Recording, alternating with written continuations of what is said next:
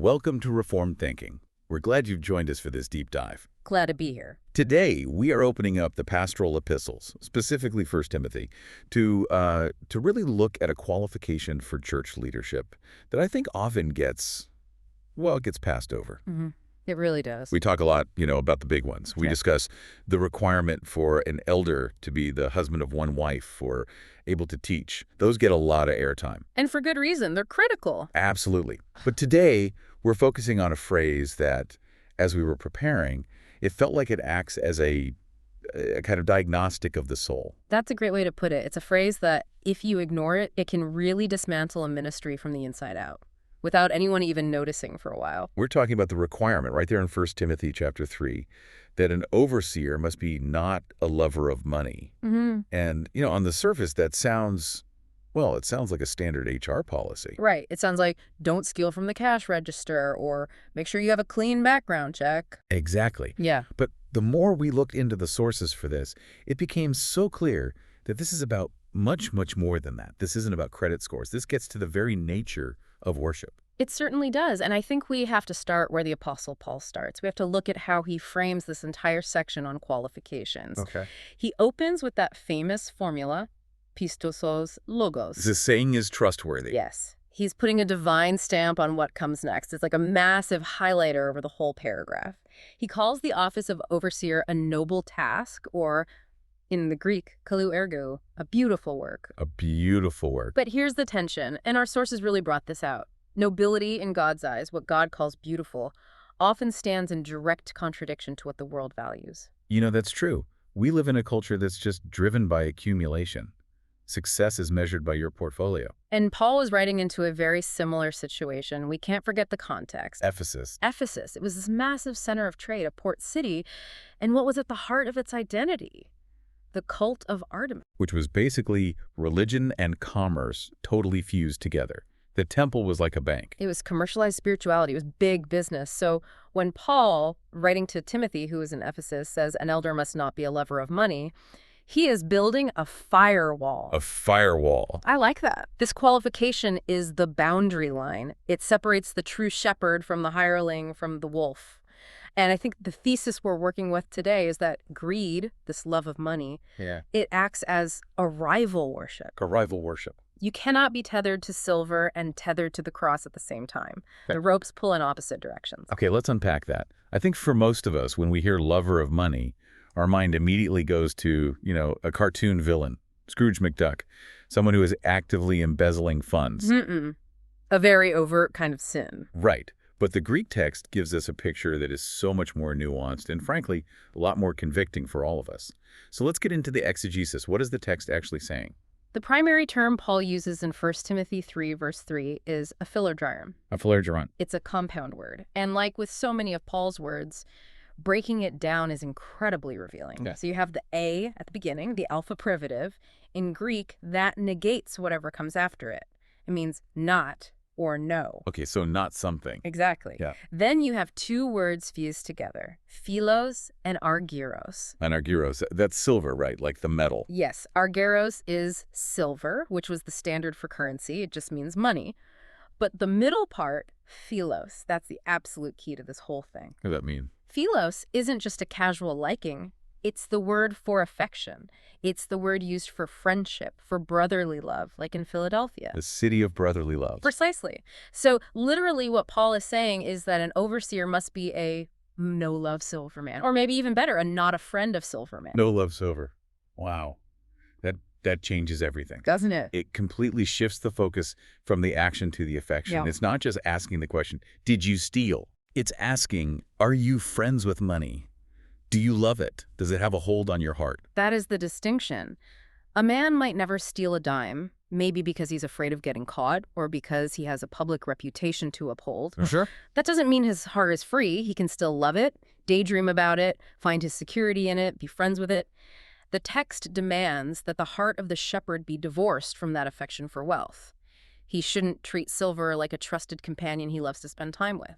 The sources we looked at also pointed out a parallel term over in the letter to Titus. Yes, in Titus 1.7. Paul uses a different word there. What's the significance of that? Why not just use the same word? Well, this is Paul being a careful theologian. In Titus, the phrase is my eishrokero. Okay, another compound word. Another one. It combines ashros, which means shameful or base, with kerdos, which means gain or profit. So shameful gain. Not greedy for shameful gain. The distinction here helps us build a really robust, systematic understanding of this sin. Think of it this way. 1 Timothy, with aphilargyron, targets the internal desire, the loving of it, the heart attitude. The want. The want, exactly. But Titus, with asherkudo, targets the external method, the getting of it in a shameful way. So that would cover things like, I don't know, shady business deals or maybe even manipulating the flock for donations. Precisely. It covers the how. So you put them together and you get a complete picture. An elder must not have a heart that loves money, and he must not use shameful methods to acquire it. He has to be clean on both fronts, internally and externally. And you can't miss the grammar here either. The sources pointed out the verb that governs all these qualifications. The little word day. What does that mean? It means it is necessary, or one must. It's a word of divine necessity. Paul isn't giving suggestions for a successful ministry. These are non-negotiable. Absolutely. And in the Greek structure, not a lover of money is on the exact same grammatical level as husband of one wife or sober-minded or able to teach. That's a sobering comparison. I really don't think we categorize those sins in the same way in the modern church. I think you're right. I mean, if a pastor commits adultery, he's removed immediately, and rightly so. But if a pastor is ambitious, if he really loves money and is driven by it, we tend to tolerate that. Sometimes we even celebrate it. We call it being a good fundraiser, a visionary. Yeah, we see financial ambition as a leadership skill. But the text here says it's a disqualification. Structurally, you can't have a greedy elder any more than you can have an adulterous one. And this all goes back to the root of the issue. Paul tells Timothy later in the letter in chapter 6, verse 10. The famous verse, "The love of money is a root of all kinds of evil." A root. Not the root, but a root. Think about what a root does. It's underground. You don't see it, but it's feeding the whole plant. Exactly. It's generative. So many other evils grow out of the soil. Apostasy, as Paul mentions right there, doctrinal error to please donors, all kinds of moral ruin. If that root of phylogeuria is still alive and well in an elder's heart, it is only a matter of time before the poisonous fruit appears in his ministry. The elder needs to have that root severed. It has to be dead. Okay, that sets the stage perfectly for digging into the biblical history of this, because this isn't some new idea that Paul just invented for the New Testament church. Not at all. This thread runs through the entire redemptive story, and the sources took us all the way back to the Old Testament economy, specifically to the Levites. Yes, and this is so key for our covenantal understanding of ministry. You have to remember, when God brought Israel into the promised land and divided it up among the tribes, Everyone got a piece of the pie. Judah, Benjamin, Ephraim, all of them, they received land. Yeah. And land at that world represented everything. It was wealth, inheritance, security, your future. But one tribe, the tribe of Levi, the priests, the ones who served the tabernacle, they received no land inheritance. Just try to imagine being a Levite in that moment. You're standing there, you're watching all your countrymen stake out their property, their vineyards, their fields, and you get nothing. It must have been a huge test of faith, but it wasn't that they received nothing. It's that they received something infinitely better, but something that required total, moment-by-moment faith. God himself. God himself. In Numbers 18, verse 20, God tells Aaron, "I am your portion and your inheritance among the people of Israel." I am your portion. This structural poverty, when it came to land, was a pedagogical tool. It was a teaching mechanism. It taught them, and it teaches us today, that the minister of God must find his security and his portion in Yahweh alone, not in a 401k, not in real estate, in God. So if a religious leader in Israel, a priest, was greedy, he wasn't just being selfish, he was fundamentally rejecting God's promise. That's the deep implication. He was saying, God, you are not enough for me. I need land, I need silver, I need stuff to feel safe. And we see the negative examples of this played out, don't we? Oh, absolutely. Think of Balaam. The book of Jude calls him the prototype of the mercenary prophet. He was willing to curse God's people because the price was right. He was for hire. His prophetic gift was on the market. Or, an even more graphic example, the sons of Eli in 1 Samuel chapter 2. That is such a brutal story. They were priests, and they were treating the sacrifices As their personal grocery store. They were taking the choice cuts of meat, the parts that belonged to God, and they were taking it by force with these three-pronged forks. By force. It wasn't just that they were skimming a little off the top. No, they treated the entire sacrificial system, the very mechanism of grace and forgiveness for the people, as a means of personal enrichment. And the judgment against them and their house was severe. It's a stark lesson. A leader who loves gain will inevitably end up despising the holiness of God and exploiting the people of God. Okay, so that's the Old Testament pattern. Now, as we move into the New Testament, there's obviously a shift. Yeah. We aren't Levites offering bulls and goats. Yeah. But the principle seems to, if anything, intensify. It absolutely does. Yeah. As Paul says in 1 Corinthians 4, we are now stewards of the mysteries of God. The stakes are even higher. And yet the threat of filthy lucre, as the King James puts it, it remains. And the most terrifying, chilling example in the whole Bible has to be Judas Iscariot. Yeah, that part of the source material, it really struck me. The book of Acts says he was numbered among the 12. Acts 1.17, he was there. He wasn't an outsider. He saw the miracles. He heard the Sermon on the Mount from Jesus' own lips. He had his feet washed by the Son of God. Proximity to Christ did not immunize him against greed. That is such a critical point. It didn't. He held the money bag, and John's gospel tells us he was a thief who used to help himself to what was put into it. And eventually, this small secret sin festered until he sold the Lord of glory for 30 pieces of silver. The price of a slave. Yeah. It's the ultimate warning. If it can happen to an apostle who walked with Jesus, it can happen to a modern elder, a modern pastor. It should make us tremble. And this all leads to that absolute stark binary that Jesus gives us in Matthew 6:2-4. You cannot serve God and money. He doesn't say you should. He doesn't say it's not a good idea. He says you cannot.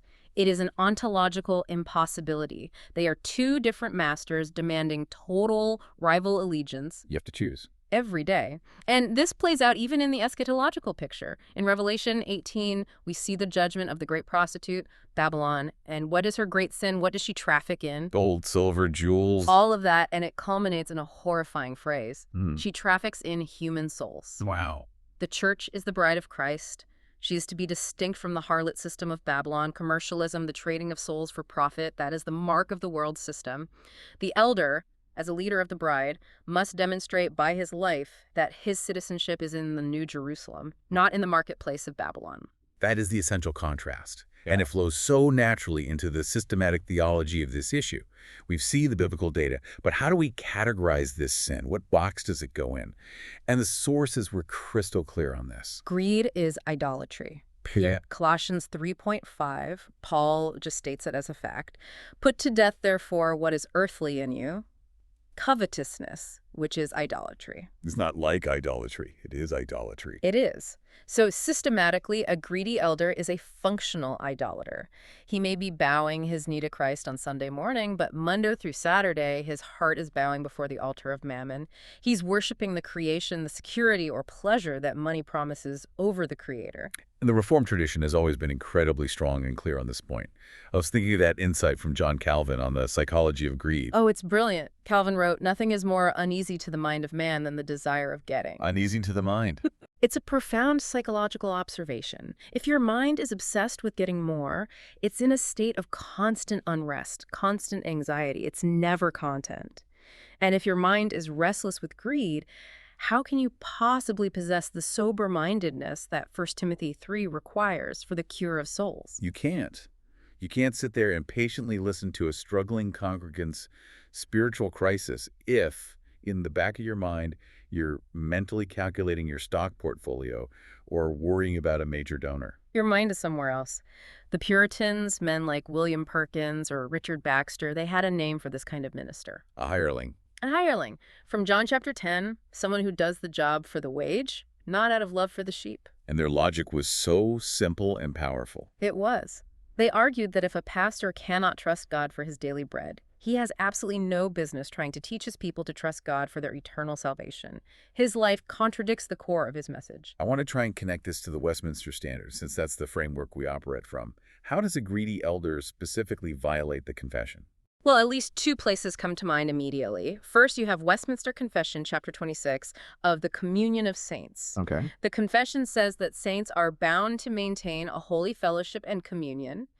A greedy elder completely disrupts this communion because he can't help but introduce transactional dynamics into the church. What do you mean by that? He stops seeing the sheep as brothers and sisters in Christ for whom he will give an account. And he starts, maybe subconsciously, to see them as patrons, as resources, as customers. And you can't have Holy Communion with a customer you're trying to upsell. It totally changes the relational dynamic. It poisons it. And secondly, there's chapter 19 on the law of God. The 3 uses of the law. Exactly. We talk about the third use of the law, which is how the law acts as a guide for the believer in their life of gratitude and obedience. The command, do not love money, isn't just a heavy burden or a restriction for the regenerate man. It's a guide to freedom. It's a guide to the joy of stewardship. It shows him how to live free from the slavery of mammon, which is where real joy is found. And then, of course, there's the ecclesiological danger, the sin of simony. Named after Simon Magus in Acts chapter 8, who tried to buy the power of the Holy Spirit with money. Right. Simony, broadly, is the buying or selling of ecclesiastical office or privilege. And if an elder loves money, he essentially rewrites the ownership deed of the church.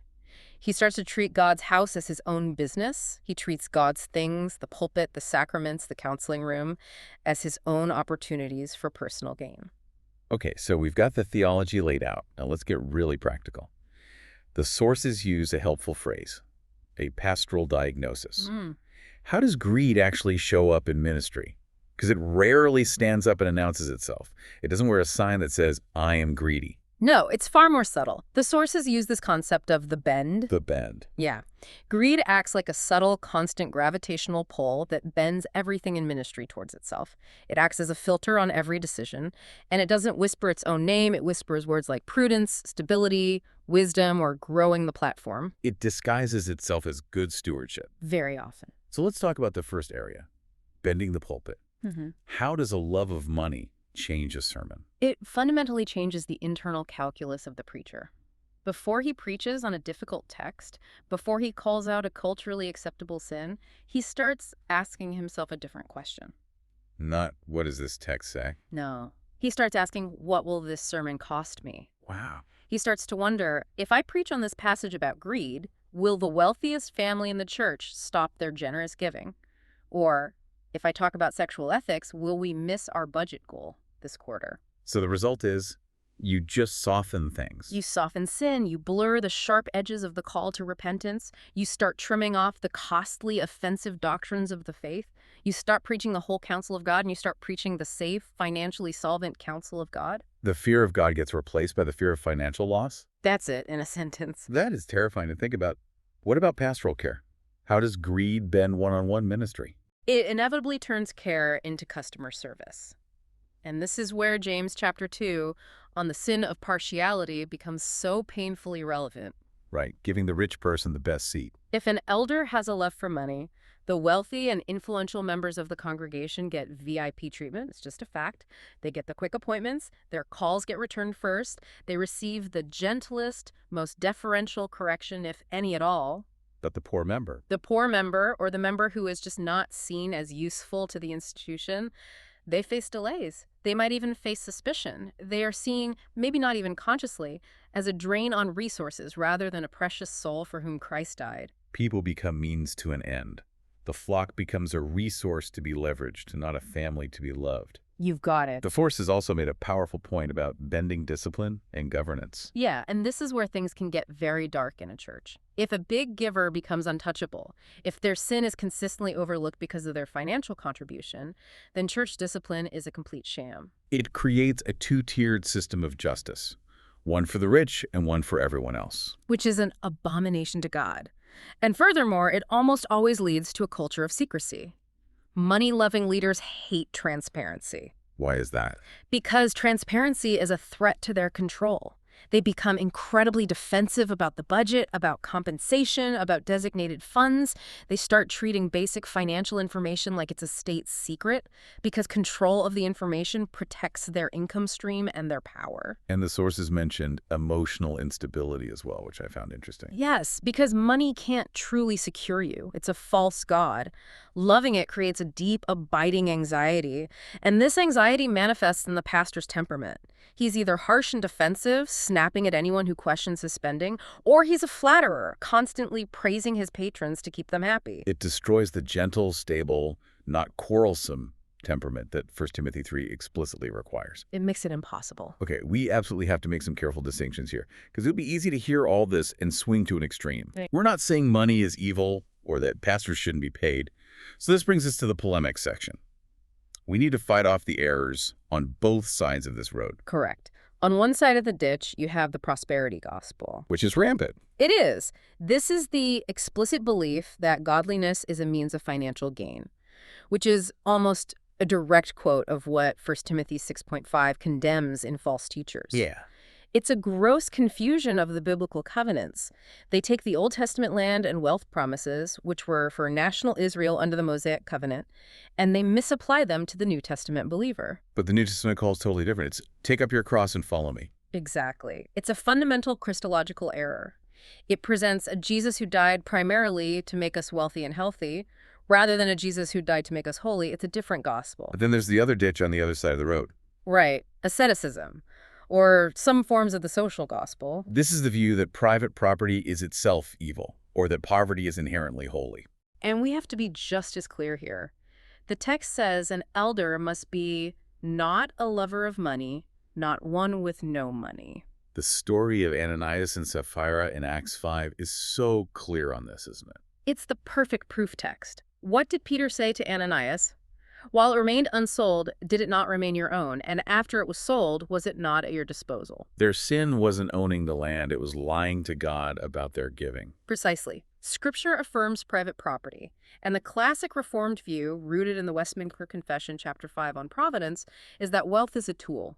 It's a stewardship given by God. It's to be used for his glory, to support your family, to relieve the poor, and to advance the kingdom. The sin is in the affection, not the possession. So we need to find the balance, the biblical balance between rightful support and shameful gain. That is the crucial distinction for every church to make. Let's talk about rightful support first. The Bible is not silent on this. Not at all. 1 Timothy 5.17 says, elders who rule well are worthy of double honor, which in context certainly includes financial remuneration. 1 Corinthians 9, Paul's great defense of his apostleship, he says, you shall not muzzle an ox when it treads out the grain. The pastor should be paid. A church has a duty not to starve its pastor. A church should pay its pastor generously enough that he can work without worldly anxiety about providing for his family. That's good and right. But shameful gain, Astrocrites, that's a different animal. A totally different animal. It's all about the motive and the method. The motive is serving for the money. The money is the reason you're in ministry. The method is manipulation, secrecy, conflicts of interest. Peter commands the elders to shepherd eagerly, not for shameful gain. That eagerness must come from a love for Christ and his sheep. It cannot be tied to the size of the paycheck. And here's a hard question every elder in church should ask. Would this man still shepherd these people if his pay was cut in half or cut entirely? If the honest answer is no, he might be a hireling. He just might be. This brings us to the absolute heart of the matter. We can't just moralize about this. We can't just say, don't be greedy and leave it there. That's just law. It is. We have to ground this qualification in the person and work of Christ. How does being not a lover of money testify to the gospel itself? This is the Christ-centered proclamation. This is where the power to change is found. And you have to start with the incarnation. 2 Corinthians 8.9. It's one of the most beautiful verses in the Bible. For you know the grace of our Lord Jesus Christ, that though he was rich, yet for your sake he became poor, so that you by his poverty might become rich. The kenosis, the great self-emptying. Think about his life on earth. The creator of the universe, who owns the cattle on 1,000 hills. He was born in a borrowed manger. He preached his greatest sermons from a borrowed boat. He rode into Jerusalem to die on a borrowed donkey. And he was buried in a borrowed tomb. He had nowhere to lay his head. So an elder who is grasping for silver, who is focused on accumulating wealth, he is living in a way that directly contradicts the master he claims to represent. He is acting in direct opposition to the Spirit of Christ. And it gets even darker when you look at the Passion. What specific role did aphilargyron, the love of money, play in the death of Jesus? It was the engine of the betrayal. It was the specific sin that sold the Son of God. For 30 pieces of silver, Judas traded the bread of life. He exchanged eternal treasure for pocket change. When an elder flirts with greed, when he compromises for cash, he's standing in the shadow of Judas. not the shadow of Jesus. That thought should terrify us into holiness. But there is a solution, and it's not just gritting your teeth and trying harder with willpower. No, that will never work. The solution is what the old Scottish preacher Thomas Chalmers called the expulsive power of a new affection. The expulsive power of a new affection. Explain that. You don't stop loving money just by telling yourself stop it. You stop loving money by finding a superior treasure. You have to fall in love with something better. The treasure hidden in the field. Matthew 13.44. The man who finds a treasure hidden in a field, what does he do? He goes and, with joy, sells everything he has to buy that field. It wasn't a burden to sell his old stuff. It was a joy because he had found something of infinitely greater value. And Christ is that treasure. Christ is that treasure. Our inheritance, as 1 Peter 1.4 tells us, is imperishable, undefiled, and unfading. It's kept in heaven for you. It's not in a bank that can fail or a market that can crash. When an elder truly, deeply believes that in his bones, the glitter of gold starts to look like cheap dust. Okay, so let's land this plane. Let's get into some very direct application. The sources gave us that helpful head, heart, and hands framework. Let's start with the head. What do we need to believe differently? First, we have to consciously reject the cultural lie that net worth equals spiritual worth. That's a big one. We have to reconstruct our whole view of success.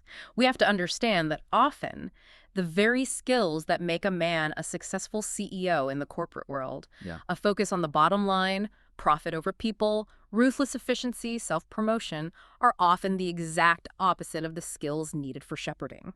So just because a man is a successful businessman, that doesn't automatically mean he's qualified to be an elder. In fact, it might mean he has a whole set of habits and instincts that need to be unlearned and repented of before he's qualified. Okay, that's the head. What about the heart, the affections? Here we need to ask ourselves some sharp diagnostic questions. Does the loss of money cause me to despair? Does financial gain make me giddy with joy? The answer to those questions reveals your functional God. It reveals where your treasure really is. Yes, we have to confront the idol of security and control that money promises but can never deliver. And for the people in the pews, this text should be a great comfort. If you are poor, this text tells you that you are safe in this church. Your value here is not your tithe. You are not a number on a spreadsheet. And for the wealthy. For the wealthy, this is a call to find your deepest joy not in accumulation, but in radical, joyful generosity. To become a conduit of God's grace, not a reservoir of his resources. And finally, the hands. This is the practical, rubber meets the road part, especially for search committees and elder boards. How do we vet for this? You can't just look at the resume and listen to a sermon. You have to carefully and wisely look at the man's life. You mean his finances? In a sense, I would propose 2 simple checks. First, the giving check. Does this man give generously, sacrificially, and regularly to his local church? If a man wants to lead a ministry but doesn't financially invest his own money in that mission, he doesn't actually believe in it. That's a great point. And the second check. The debt check. Proverbs 22.7 says, "The borrower is slave to the lender." Is this man drowning in consumer debt because of a lavish lifestyle? If he is enslaved to creditors, he is desperately vulnerable to financial compromise. He's not a free man. And his reputation outside the church. Absolutely. 1 Timothy 3.7 says an elder must be well thought of by outsiders. So ask them.